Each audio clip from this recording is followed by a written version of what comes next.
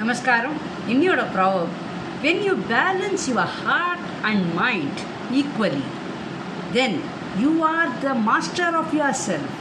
Beautiful. நிஜமாவே இது very very beautiful, really beautiful. கண்டிப்பாக இதை நம்ம அத்தனை பேரும் தெரிஞ்சுக்கணுங்க. ஏன்னா இது வந்து கடவுள் நமக்கு கொடுத்துருக்காருங்க.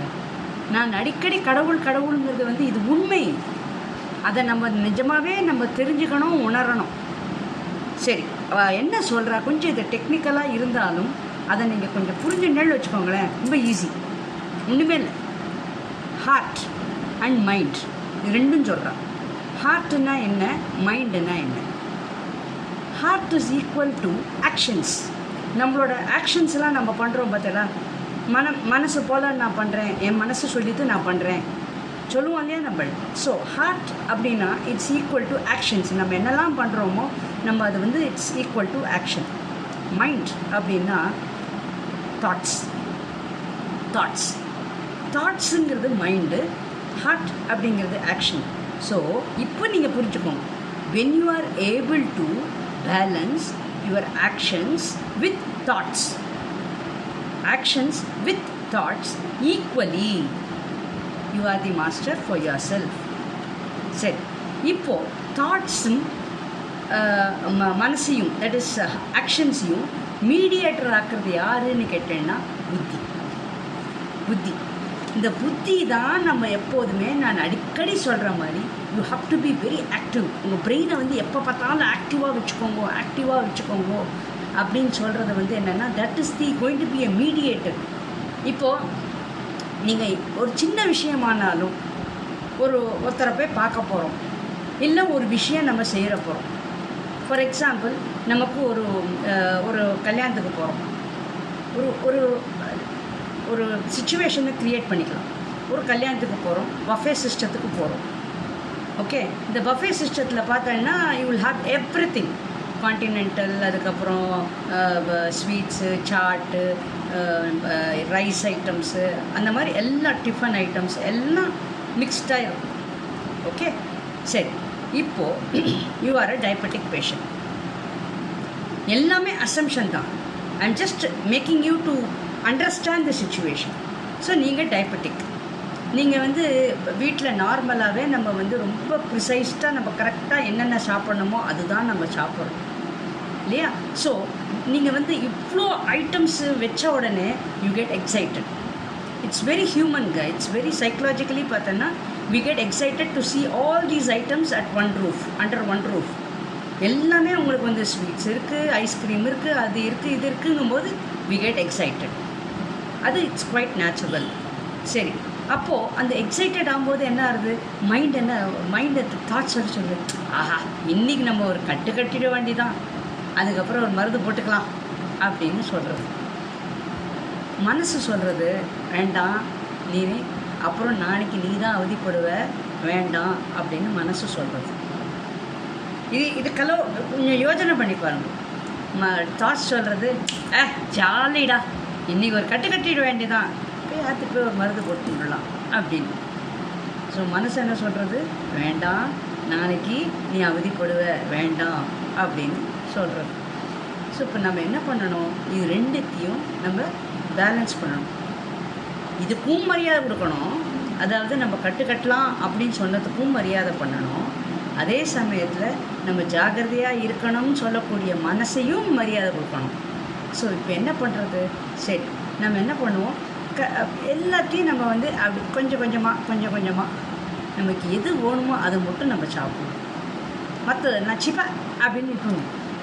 ஸோ இந்த மாதிரி நம்ம பேலன்ஸ் பண்ணிட்டோம்னா, டெம்டேஷன்ஸை நம்ம கண்ட்ரோல் பண்ணிட்டோம்னா டெஃபினட்டாக நீங்கள் யாருக்கும் பயப்பட வேண்டாமே இல்லையா? இப்போ டெம்டேஷன்ஸ் தான் உங்களை என்ன பண்ணுறது, மைண்ட் என்ன பண்ணுறது, சூப்பர் கட்டலாம்டா அப்படின்னு சொல்கிறது.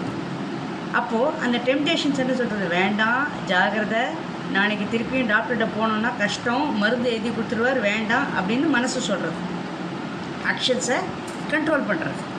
ஸோ நம்ம என்ன பண்ணோம், ரெண்டுத்தையும் பேலன்ஸ் பண்ணுற மாதிரி, வேண்டாம்ப்பா எனக்கு என்ன வேணுமோ நான் சாப்பிட்டுக்கிறேன், இதெல்லாம் எனக்கு வேண்டாம் அப்படின்னு நீங்கள் பேலன்ஸ் பண்ணி தைரியமாக நின்றுட்டேன்னு வச்சுக்கோங்க.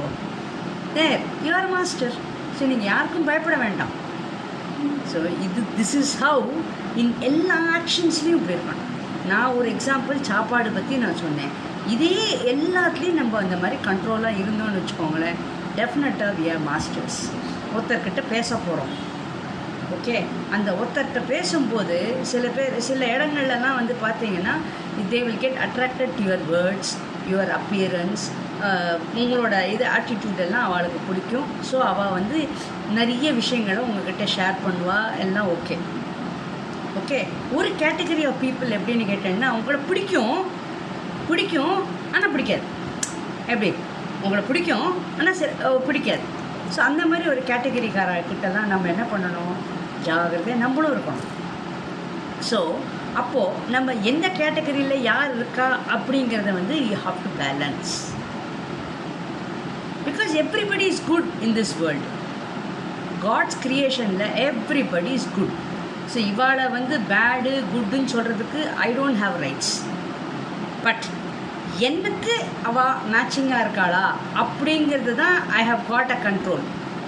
அது வரைக்கும் தான் எனக்கு கண்ட்ரோலே வழிய அவள் நல்லவா இவா கெட்டவா அப்படின்னு சர்டிஃபிகேட் கொடுக்கறதுக்கு ஐ ஆம் நாட் எலிஜிபிள்.